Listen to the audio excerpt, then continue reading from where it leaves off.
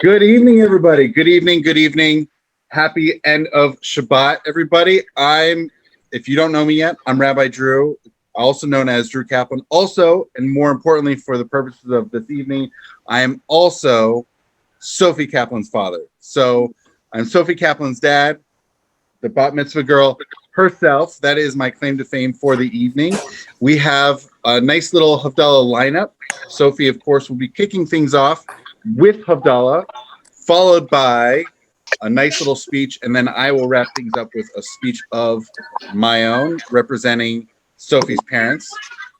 That's right. This is our very first full weekend as parents for 12 years of Sophie. So this is a very auspicious weekend for ourselves. So here we have Havdallah. I'm just going to frame, for those less familiar with Havdallah, it literally translates to separation. So separation between the Sabbath and the days that preceded it with the week that is now here. We're coming off of this Shabbat, this Sabbath, a day of rest, and we are now diving back into the week as it is. And we have several things.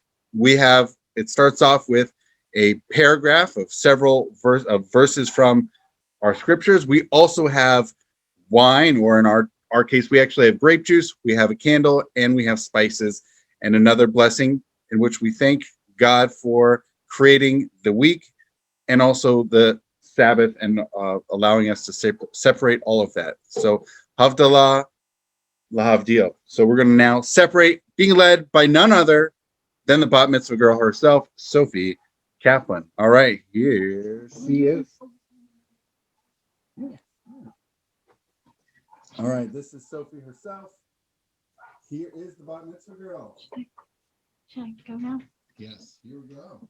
Hine Yeshuasi, Eftah Folo Echad, Ki Yazi V'Zimras Yad Adonai V'Hi Yeshua, U'Sheftem Roim B'Sasan, Mimayne Yeshua, Adonai Yeshua, Olam Fabir Chosecha Sela, Adonai Tzvot Imanu Miskav Lanu Elohei Yaakov Sela, Adonai Tzvot Ashrei Adam Boteach Bach, Adonai Yehoshua HaMelech Ya'anenu V'Yom Karenu. Lehudim Haita Arav Hisimcha V'Sasam V'Yakarkein Tilanu Kos Yeshua Sasa Uv'Shem Adonai Akra.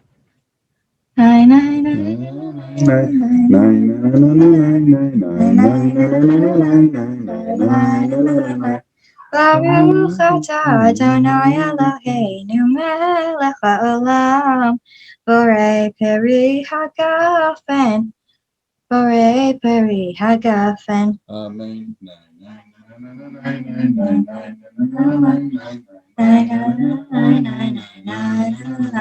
Baruch atah Adonai Eloheinu melech haolam borei minei besamim borei minei besamim.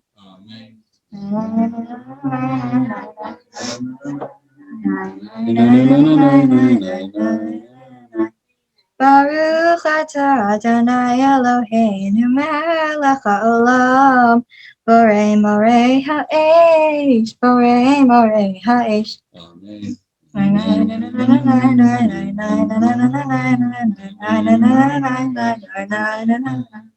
Baruch atah Adonai Eloheinu melech haolam magdil ben kodesh lechol ben or lechoshech ben Yisrael amim ben yom hashvi l'sheshes yamei hamaseh.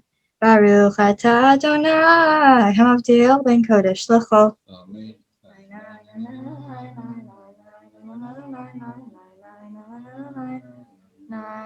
Amen. To drink it.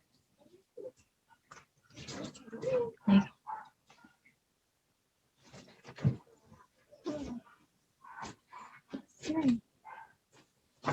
Alrighty. So there we go.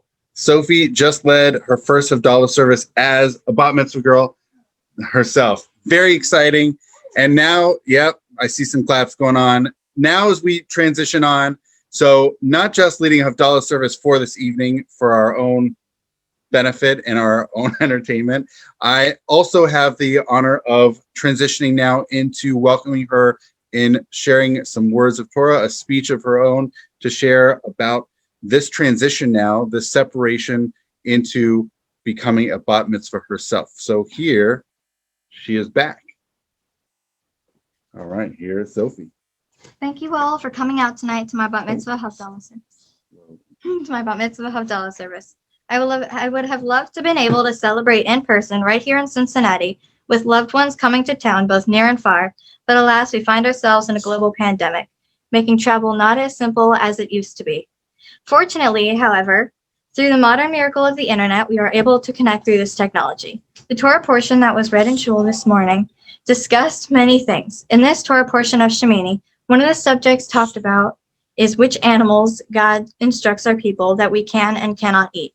In my studying this Torah portion these past couple of months with my father, I found it fascinating that God categorizes these animals according to where they live. For instance, for a land animal to be something we can eat, it has to have split hooves and chew its cud. If it chews its cud but does not have split hooves, it is not kosher. For aquatic creatures, they need to have scales and fins for us to be able to eat them. Our Torah portion also lists many specific birds, although it is unclear why certain birds are available for us to eat and which ones to avoid. However, our sages identify a few key signs in birds that we are allowed to eat in the Mishnah. Chillin 3:6, any bird that claws its prey and eats it is non-kosher. As for birds we can eat that have an extra digit behind their leg, slightly elevated above the other digits, a crop and its gizzard can be peeled. In thinking specifically about which animals we can and cannot consume are cows, chickens, and lambs.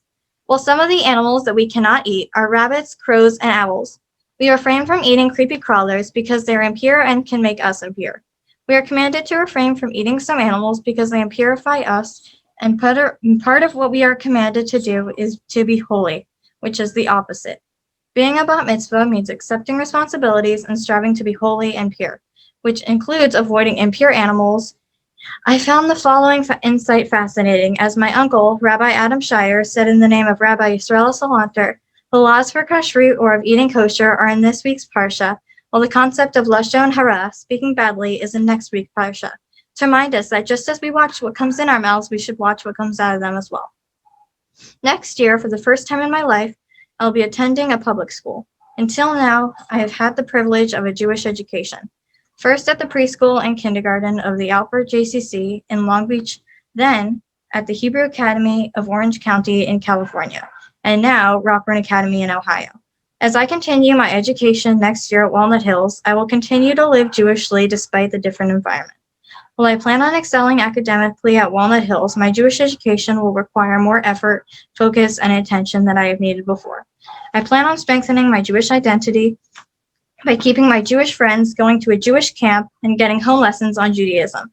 As I become a bat mitzvah, I will be taking on new responsibilities in my Jewish identity. I would like to say a big thank you to everyone who took the time to Zoom here tonight. I would especially like to say thank you to my parents, Rachel and Drew Kaplan, because I would not be here tonight if it wasn't for them. Thank you to my grandparents, Grandma Donna, who helps me with my art projects, Grandma Heather, who spends time with me, Grandpa Bob, who helps me with my math and basketball skills, Papa Neil, who helps me with my soccer skills and gardens with me, and Gigi Bibi, who has always been there.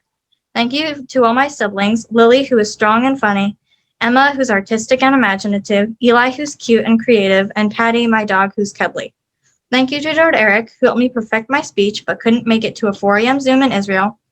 Thank you to Doda Leah, Aunt Rebecca, Aunt Jenna, Uncle Ben, Tia Jen, Aunt Alexis, Uncle Josh, Uncle Adam, and Aunt Abby.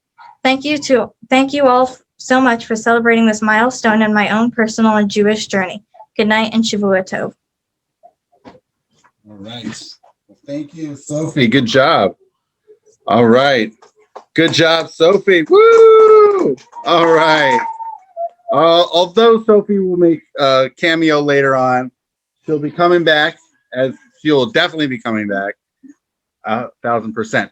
But in the meantime, I want to share a few things. It's funny when thinking about Havdallah in our family, and certainly insofar as it regards Saturday night and Sophie. Sophie was our only of our 4 children, was our only one born on a Saturday, was born on Shabbat. And for the few hours that we had with her, it was really lovely that we got to just spend time with her, just Rachel and me and Sophie, as opposed to, let's say, the other children who had their births live tweeted throughout the hours, throughout the labor. People were able to follow along, have updates, how far along Lily was able to come out, and Emma. But with Sophie, nobody had live tweeting updates. It was just an opportunity for Rachel and me to just spend time with Sophie. And after Havdallah, after the departure of Shabbat, we were able to share with our families and then ultimately with the world that fateful night 12 years ago. So that was very special. Havdallah, the ability to just spend time and then share. It's interesting in thinking about also, and thinking about Havdallah and making separations and just making distinctions and differentiations. It's building on what Sophie just spoke about in the chapter 11 of the book of Leviticus, which was read this morning as in shul, in synagogue, is lots, as Sophie mentioned, as you just heard here. Sophie discussed different animals, whether they're aquatic animals, whether they're birds, and knowing different ways and being able to differentiate and discern what is fit for consumption and what is not fit for consumption. And ultimately, the reason provided why. What's the purpose? Why are we enumerating? What's all this going on in this chapter, in this Torah portion? Ultimately, it's at the very end, not only of chapter 11, but at the end of this week's Torah portion, which it talks about lahavdil, of being able to differentiate and distinguish which animals are meant to be consumed and which are not.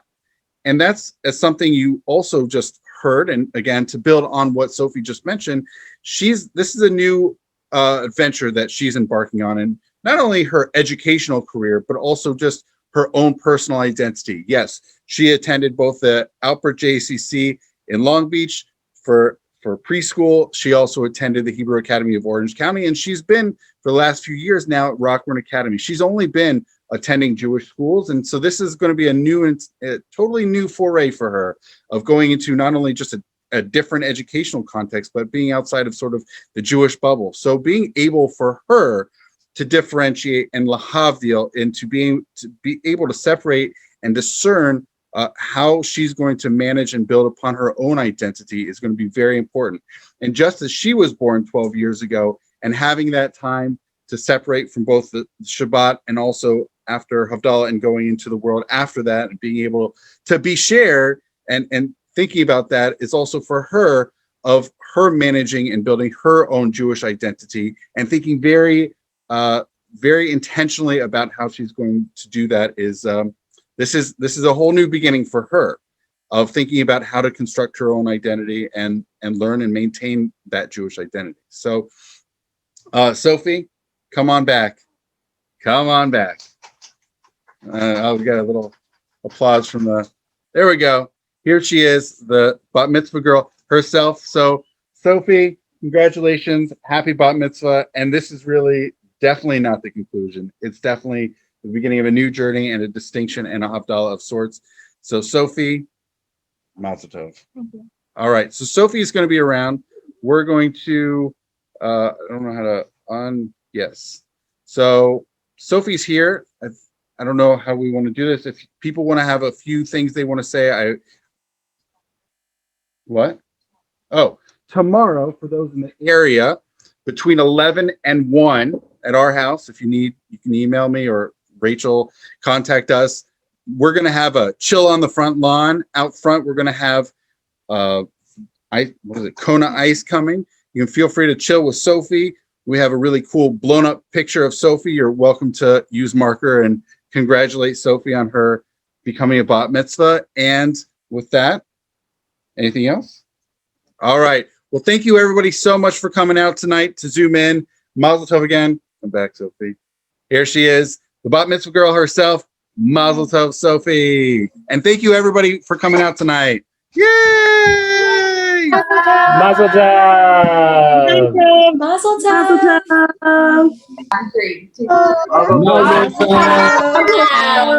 Mazel tov! Mazel tov.